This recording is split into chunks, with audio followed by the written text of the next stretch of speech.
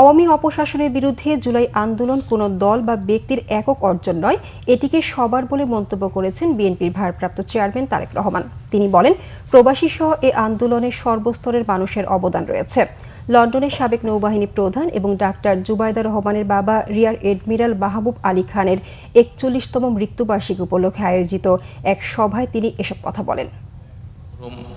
মাহবুব আলী খান সাহেবের বিষয়, উনি একজন দেশপ্রেমিক মানুষ ছিলেন, দেশের জন্য উনি কাজ করেছেন।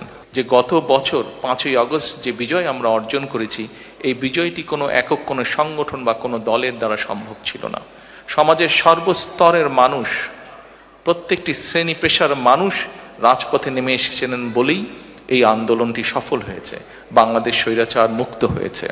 আমি সকলকে অনুরোধ করব যে আসুন, আমাদের যেই সুযোগটি এসছে দেশের মানুষের পাশে দাঁড়ানোর জন্য, আমাদের যেই সুযোগটি এসছে দেশকে সামনে এগিয়ে নিয়ে যাবার জন্য, আমরা সেই সুযোগটিকে কাজে লাগাই। সারা বিশ্বে যত বাংলাদেশি প্রবাসী আছেন, যারা বিগত আন্দোলনের স্বৈরাচারের বিরুদ্ধে যে আন্দোলন হয়েছে, সেই আন্দোলনে প্রবাসীদের বিপুল সংখ্যক মানুষ যার যার অবস্থান থেকে সেই আন্দোলনকে সফল করার জন্য বিভিন্নভাবে অবদান রেখেছেন। প্রত্যেকটি মানুষকে আমি আন্তরিকভাবে ধন্যবাদ জানাতে চাই।